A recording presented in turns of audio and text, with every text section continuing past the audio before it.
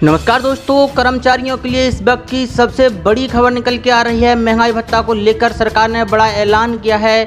इसी के साथ पेंशन में भी सरकार ने बदलाव कर दिया है।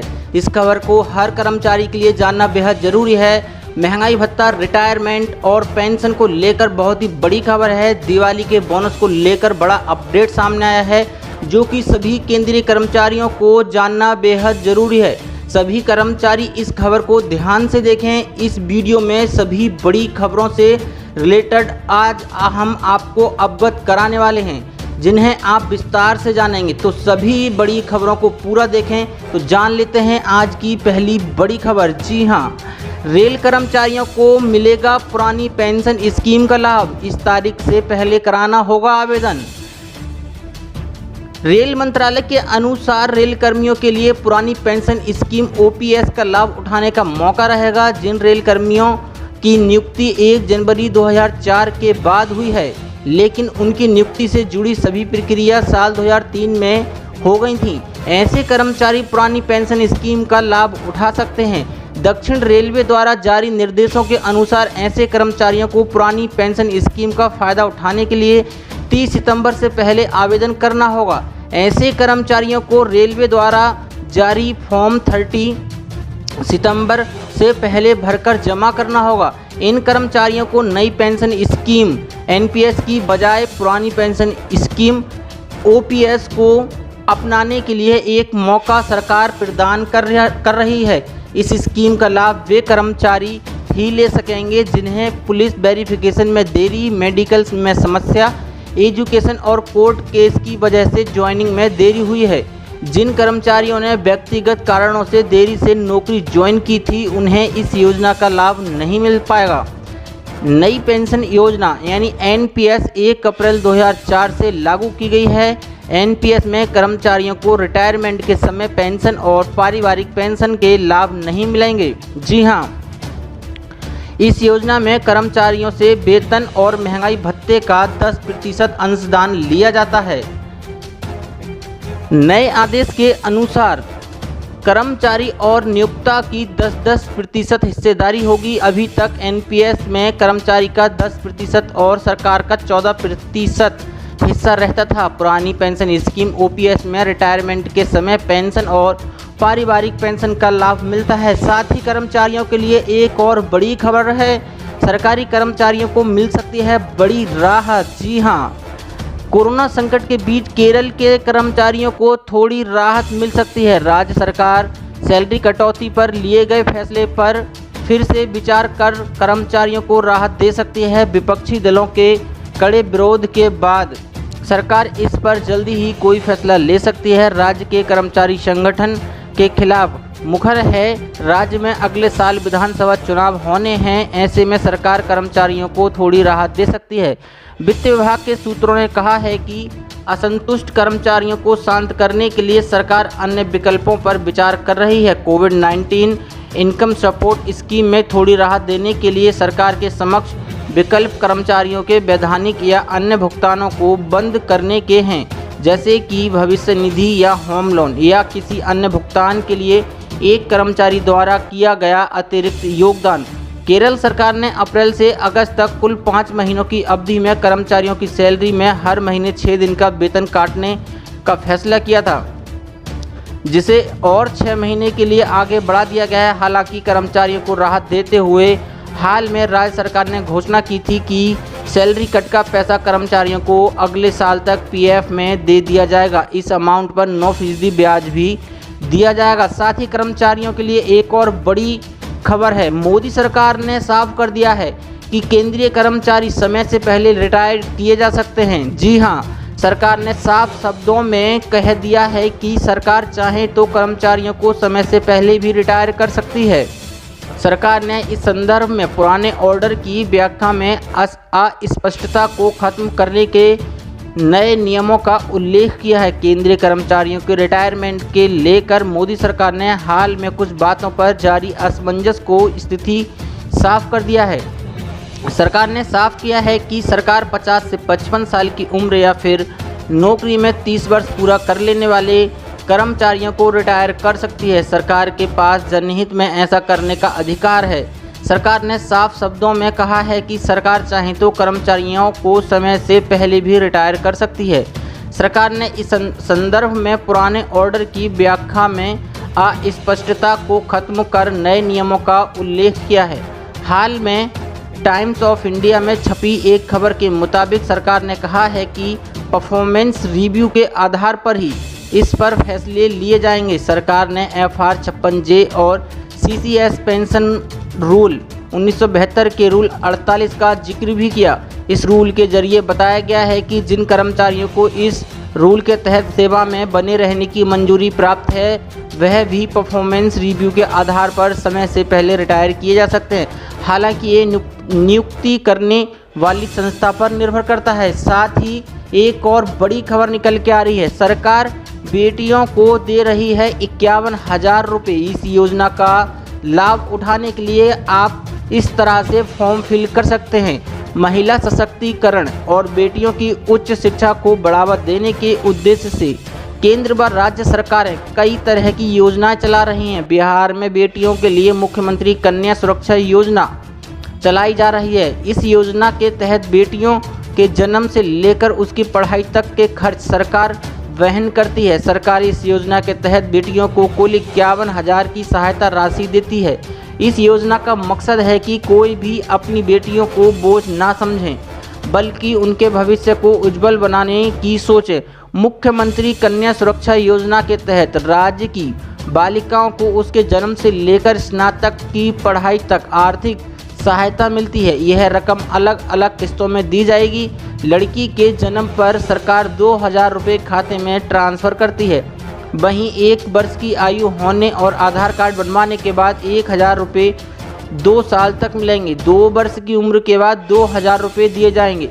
12वीं पास करने के बाद 10,000 और स्नातक की पढ़ाई पूरी करने के बाद 25,000 रुपये मिलेंगे।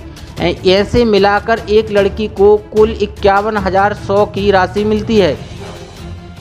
इस योजना का लाभ लेने के लिए बालिका बिहार निवासी होनी चाहिए। प्राथमिक या माध्यमिक स्तर की स्कूल या 12वीं कक्षा में अध्ययन कर रही हो योजना के लिए पात्र हैं। इस योजना में आर्थिक रूप से कमजोर छात्राओं को प्राथमिकता दी जाएगी। सरकारी क्षेत्र में काम करने वाले माता पिता की बेटियों के लिए यह योजना लागू नहीं होगी। एकल परिवार के केवल 2 बालिकाओं को इस योजना का लाभ मिलेगा। इस योजनाओं के लिए आवेदन के लिए आपको आंगनवाड़ी केंद्र पर जाना होगा। यहाँ आपको आवेदन पत्र प्राप्त करने के बाद उसमें सभी जानकारी भरकर जरूरी दस्तावेजों के साथ आंगनबाड़ी सेविका के पास जमा करवाना होगा। साथ ही एक और बड़ी खबर निकल के आ रही है। राज्य सरकार के अनुरोध पर रेलवे ने लिया बड़ा फैसला। जी हाँ, रेलवे ने घोषणा की है कि सहकारी और निजी बैंक कर्मचारियों को अब लोकोमोटिव तक पहुंचने की अनुमति दी जाएगी, जो आवश्यक कर्मचारियों के लिए मध्य और पश्चिम रेलवे पर चलेगा। मध्य और पश्चिम रेलवे ने कहा है कि यह निर्णय राज्य सरकार के अनुरोध पर लिया गया था। राज्य मंत्रालय और रेलवे द्वारा दी गई अनुमति के अनुसार सभी सहकारी और निजी बैंकों के कर्मचारियों को महाराष्ट्र राज्य सरकार द्वारा स्वीकृत कुल कर्मचारियों के 10% की सीमा तक मुंबई उपनगरीय विशेष स्थानीय सेवा द्वारा यात्रा करने की अनुमति दी गई है। इन चयनित 10% बैंक कर्मचारियों को जल्द से जल्द स्टेशनों में प्रवेश के लिए राज्य सरकार से 10 QR कोड पहचान पत्र प्राप्त करना चाहिए। जब तक वे आधिकारिक पहचान पत्र की जांच करके स्टेशनों पर भर्ती नहीं हो जाते, महत्वपूर्ण रेलवे स्टेशनों पर यात्रियों के लिए अतिरिक्त बुकिंग काउंटर स्थापित किए जाएंगे। साथ ही बढ़ते हैं आज की एक और बड़ी खबर की ओर। 30 सितंबर तक आधार से लिंक कराएं राशन कार्ड, बाद में बढ़ सकती हैं परेशानी। जी हां, यदि आपने अपने राशन कार्ड को आधार कार्ड से लिंक नहीं कराया है तो 30 सितंबर से पहले ये काम प्राथमिकता के साथ जरूर कर लें, अन्यथा बाद में आपकी परेशानी बढ़ सकती है। साथ ही ये भी बता दें कि यह काम बगैर किसी परेशानी के आप घर बैठे ऑनलाइन भी कर सकते हैं। गौरतलब है कि देश भर में कोरोना संकट की स्थिति को देखते हुए केंद्र सरकार ने राशन कार्ड को आधार कार्ड से लिंक करने की अंतिम तिथि 30 सितंबर कर दी है। केंद्रीय खाद्य मंत्रालय के मुताबिक 30 सितंबर तक यदि राशन कार्ड धारकों ने अपने कार्ड को आधार कार्ड से लिंक नहीं कराया तो सार्वजनिक वितरण प्रणाली के तहत मिलने वाले लाभ बंद हो जाएंगे। यदि आप भी अपना राशन कार्ड आधार कार्ड से लिंक करना चाहते हैं तो यह काम घर बैठे कर ऑनलाइन कर सकते हैं। इसके लिए आधार कार्ड की आधिकारिक website identification authority of India यानी UIDAI की वेबसाइट uidai.government.in पर जाएं। इसके बाद स्टार्ट नाउ ऑप्शन पर क्लिक करें। अब अपनी एड्रेस डिटेल, जिला और राज्य भरें। इस सभी ऑप्शन से राशन कार्ड बेनिफिट टाइप कर चयन करें। राशन कार्ड स्कीम को चुनें। सभी डिटेल जानकारी देने के बाद आपके मोबाइल पर एक OTP आएगा। उसे सबमिट करने के बाद आधार कार्ड से आपका राशन कार्ड लिंक हो जाएगा। दिवाली से पहले उत्तर प्रदेश के राज्य कर्मचारियों को मिलेगा बोनस। जी हां, उत्तर प्रदेश के राज्य कर्मचारियों को दीपावली से पहले बोनस और महंगाई भत्ते का तोहफा मिल सकता है। बोनस देने की फाइल वित्त विभाग ने तैयार कर दी है। जी हां, कोरोना के चलते बोनस दिए जाने पर करीब 968 करोड़ रुपए का बोझ सरकार के खजाने पर पड़ेगा। बताया जाता है कि बोनस की अधिकतम धनराशि इस वर्ष 9,000 रुपये हो सकती है। जी हां दोस्तों, कोरोना के चलते योगी सरकार 9,000 रुपये से ज़्यादा राज्य कर्मचारियों को दिवाली का बोनस दे सकती है।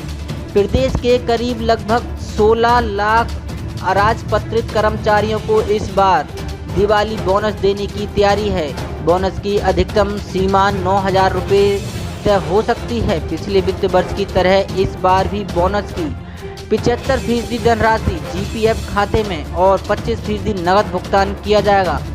इस प्रकार बोनस दिए जाने पर प्रदेश सरकार के खजाने पर करीब 1,000 करोड़ रुपए का भार पड़ेगा। पिछले साल राज्य सरकार ने बोनस की अधिकतम राशि लगभग 8,000 रुपये तय की थी। जी हां, दूसरी तरफ बुधवार को केंद्र सरकार ने केंद्रीय कर्मचारियों को 5% वेतन बढ़ाने के चर्चा को लेकर बड़ी घोषणा की है। केंद्र की घोषणा के बाद से राज्य के करीब 15 लाख कर्मचारी व अधिकारियों में उत्साह है कि माना जा रहा है कि कोरोना के बीच जल्द ही राज्य सरकार भी यहां महंगाई भत्ते दिए जाने की घोषणा कर सकती है। सूत्रों ने बताया है कि कोरोना के चलते नरेंद्र मोदी सरकार केंद्रीय कर्मचारियों का रोका हुआ महंगाई भत्ता दिवाली से शुरू कर सकती है। ये कर्मचारियों के लिए बड़ी खुशखबरी की खबर हो सकती है। अधिसूचना का इंतजार कर्मचारी कर रहे हैं, उसके बाद ही प्रदेश में भी अधिसूचना जारी हो जाएगी। हाँ, ये बड़ी खबर निकल के आ रही है कि नरेंद्र मोदी सरकार दिवाली के आसपास रोका गया महंगाई भत्ता फिर से वापस दे सकती है और राज्य सरकार यानी यूपी सरकार कर्मचारियों को महंगाई भत्ता के साथ साथ दिवाली का बोनस भी दे सकती है। साथ ही कर्मचारियों के लिए एक और बड़ी खबर है। दिल्ली सरकार कर्मचारियों के रिटायरमेंट वाले दिन उसकी फ़ोटो वाली स्टैम्प टिकट करेगी जारी। जी हां, अभी तक रिटायरमेंट का मतलब पेंशन व बुढ़ापा सुरक्षित करने के लिए आर्थिक रूप से सुदृढ़ होना था, लेकिन अब रिटायरमेंट को थोड़ा वंडरफुल बनाने के लिए डाक विभाग ने नया आइडिया खोज कर निकाला है। इसे नाम दिया गया है हैप्पी रिटायरमेंट माई स्टेप, जिसके तहत दिल्ली सरकार के विभिन्न विभागों में कार्यरत कर्मचारी जब रिटायर होंगे तो उनकी वर्षों तक दी गई सेवाओं का सम्मान देते हुए उनकी फ़ोटो वाली स्टैम्प टिकट जारी की जाएगी। इसकी सूचना दिल्ली परिमंडल के कार्यालय मुख्य पोस्ट मास्टर जनरल की ओर से सभी विभागों को दे दी गई है। Post master general Akhilesh Kumar Pandey ने विभाग को दिए गए पत्र में डाक विभाग की इस नई योजना हैप्पी रिटायरमेंट माई स्टैम्प को पेश करते हुए बताया गया है कि उन कर्मचारियों को रिटायरमेंट के बाद प्रस्तुत किया जाएगा। डाक विभाग इस स्टैम्प पर रिटायर होने वाले कर्मचारी के साथ साथ संस्थानों, कलाकृतियों, विरासत भवनों, प्रसिद्ध पर्यटन स्थलों, ऐतिहासिक शहरों, वन्य जीवन सहित जानवरों और पक्षियों आदि के चित्रों व कर्मचारियों की एक अंगूठे के बराबर की फ़ोटो को प्रिंट करके देगा। इसके लिए संबंधित विभाग को अपने कर्मचारियों की रिटायरमेंट से पहले अंगूठे के बराबर वाली फ़ोटो स्टैम्प शीट के लिए प्रस्तुत करनी होगी। जी हां, इसके जरिए विभाग जहां अपने कर्मचारी की रिटायरमेंट को यादगार बना सकते हैं, वहीं कर्मचारी खुद भी इसके लिए डाक विभाग से संपर्क कर सकते हैं। दिल्ली परिमंडल में डाक विभाग के सहायक अधीक्षक अरविंद कुमार ने बताया कि स्टैम्प छापने का सर्वाधिक डाक विभाग के पास है और इस स्टैम्प को रिटायरमेंट के दौरान कर्मचारियों से जोड़ने और उनके दिन को खास बनाने का प्रयास डाक विभाग द्वारा किया जा रहा है। हैप्पी रिटायरमेंट डे के तहत हमने एक स्कीम प्रस्तुत की है जिसे हैप्पी रिटायरमेंट माई स्टैम्प नाम दिया गया है। इस थीम में ऑफिशियली रिटायर कर्मचारियों की फ़ोटो स्टैम्प पर चित्रित की जाएगी। इसका रेट 300 रुपये रखा गया है और 12 स्टैम्प बनाकर डाक विभाग देगा। इसे विभाग व कर्मचारी दोनों अप्लाई कर रिटायरमेंट के दिन को खास बना सकते हैं। साथ ही कर्मचारियों के लिए एक और बड़ी खबर निकल के आ रही है। बिहार कैबिनेट की कई अहम निर्णय लिए गए हैं। आंगनबाड़ी सेविका का भत्ता बढ़ा दिया गया है। जी हां, मुख्यमंत्री नीतीश कुमार के नेतृत्व वाले बिहार मंत्रिमंडल की बैठक में कई बड़े महत्वपूर्ण निर्णय किए गए। आंगनबाड़ी सेविका का भत्ता 1150 से बढ़ाकर 1450 कर दिया गया है। मिनी आंगनबाड़ी सेविका को 900 के बजाय 1130 मिलेंगे। तालीमी मरकज वालों को 1000 की वृद्धि की गई है। रसोइया का भत्ता 500 से बढ़ाकर 650 किया गया है। किसान सलाहकार का भत्ता 1000 रुपया बढ़ा है। गैर सरकारी प्राप्त अल्पसंख्यक उच्च माध्यमिक टीचरों के वेतन में 15% की वृद्धि की गई है। 1 अक्टूबर से EPF का भी लाभ मिलेगा। अराजकीय संस्कृति विद्यालय के टीचरों के वेतन में 15% की वृद्धि की गई है। लोकसभा विधानसभा चुनाव में मजदूर चालक के घायल होने पर इलाज स्वास्थ्य विभाग कराएगा। चुनाव को देखते हुए स्वीप कंसल्टेंट के तौर पर ज्वाइंट सेक्रेटरी स्तर के अधिकारी की नियुक्ति को मंजूरी दी गई है। SC/ST कल्याण विकास मित्रों के भत्ते में 1200 की बढ़ोतरी हुई है। साथ ही रेलवे कर्मचारियों के लिए बड़ी खुशखबरी है। कर्मचारियों को मिलेगा पुरानी पेंशन स्कीम का फ़ायदा। भरना होगा ये फॉर्म। जी हां, भारतीय रेलवे ने अपने कर्मचारियों को बड़ी राहत देने का ऐलान किया है। रेल मंत्रालय की ओर से जारी किए गए निर्देश के मुताबिक ऐसे कर्मचारी या अधिकारी जिनका रेलवे में सिलेक्शन 1/1/2004 के पहले हो गया था लेकिन किसी कारण से सर्विस ज्वाइन नहीं कर पाए थे, उन्हें पुरानी पेंशन स्कीम का फ़ायदा मिलेगा। इस संबंध में दक्षिण रेलवे के नए निर्देश जारी कर दिए हैं। जी हां, पुरानी पेंशन के लिए मिलेगा सिर्फ एक मौका। जिन कर्मचारियों को पुरानी पेंशन स्कीम का फ़ायदा लेना है उन्हें सिर्फ एक मौका दिया जाएगा। दक्षिण रेलवे की ओर से जारी किए गए निर्देशों के मुताबिक जिन भी कर्मचारी को पुरानी पेंशन स्कीम का फ़ायदा लेना है उन्हें 30 सितंबर 2020 के पहले इसकी जानकारी रेलवे को देनी होगी। इस सुविधा के लिए रेलवे की ओर से एक फॉर्म जारी किया गया है जिसे भरकर जमा करना होगा। साथ ही रेल मंत्रालय लाया है एक नई पॉलिसी। रेलवे के एक वरिष्ठ अधिकारी के मुताबिक रेलवे बोर्ड की ओर से जारी की गई नई पॉलिसी के तहत ऐसे कर्मचारियों और अधिकारियों को न्यू पेंशन स्कीम में से ओल्ड पेंशन स्कीम में जाने के लिए वन टाइम ऑप्शन दिया गया है जिनका प्रशासनिक कारणों से जैसे एजुकेशन और पुलिस वेरिफिकेशन में देरी, मेडिकल में कुछ समस्या, कोर्ट के सहित अन्य कारणों से ज्वाइनिंग में लेट हुआ हो।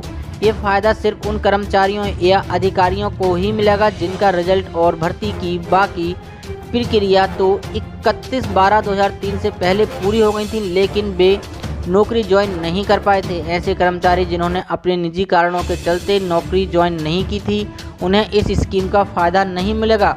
साथ ही कर्मचारी पुरानी पेंशन के लिए कर रहे हैं आंदोलन। जी हां, पुरानी पेंशन स्कीम के फायदे को देखते हुए ज़्यादातर कर्मचारी और अधिकारी पुरानी पेंशन स्कीम की मांग करते रहते हैं। रेलवे सहित कई अन्य कर्मचारी यूनियनें भी पुरानी पेंशन की स्कीमों को लेकर आए दिन आंदोलन करते रहते हैं। देश की तीनों सेनाओं के लोगों को पुरानी पेंशन योजना के तहत ही पेंशन मिलती है। पुरानी पेंशन के 3 बड़े फायदे हैं।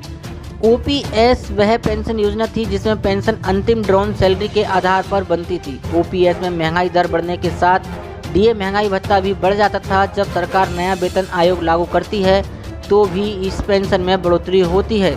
जी हाँ, अब जान लेते हैं कि न्यू पेंशन स्कीम क्या है। 1 अप्रैल 2004 से नई पेंशन योजना NPS लागू की गई है। NPS में नए कर्मचारियों को रिटायरमेंट के समय पुराने कर्मचारियों की तरह पेंशन और पारिवारिक पेंशन के लाभ नहीं मिलेंगे। इस योजना में नए कर्मचारियों से वेतन और महंगाई भत्ते का 10% अंशदान लिया जाता है। इतना ही अंशदान राज्य या केंद्र सरकार या संबंधित संस्था को करना होता है। साथ ही बढ़ते हैं एक और बड़ी खबर की ओर। बिहार के इन शिक्षकों को सरकार का तोहफा 7 पे कमीशन के तहत मिलेगी सैलरी। जी हां, बिहार के मान्यता प्राप्त राजकीय अल्पसंख्यक माध्यमिक विद्यालयों के शिक्षकों को व शिक्षकेतर कर्मचारियों के लिए बड़ी खबर सामने आई है। बिहार सरकार ने उन्हें 7वें वेतन मानकर लाभ देने का फैसला किया है। इसका लाभ 1 जनवरी 2006 या इसके बाद 2011 के पूर्व नियुक्त कर्मियों को मिलेगा। मंगलवार को मुख्यमंत्री नीतीश कुमार की अध्यक्षता में बिहार कैबिनेट की बैठक में 49 एजेंडों पर मुहर लगी है। इस बैठक में कृषि आधारित उद्योगों को बढ़ावा देने के लिए नई बिहार कृषि निवेश प्रोत्साहन नीति 2020 को मंजूरी दी गई है। जी हां, बिहार विधानसभा चुनाव से पहले मुख्यमंत्री नीतीश कुमार ने पंचायती राज और नगर निकाय संस्थानों के नियोजित शिक्षकों के मूल वेतन में 15% की वृद्धि की है। 3.5 लाख शिक्षकों को 1 अप्रैल 2021 से ये लाभ मिलने लगेगा। ये पहला मौका नहीं है। इसके पूर्व 2015 में वेतन में 20%, 2017 में 7वें वेतन आयोग की अनुशंसा पर 17% और अब करीब 20% की वृद्धि हुई है। इस प्रकार 2015 से अब तक शिक्षकों के वेतन में करीब 57% की वृद्धि हुई है।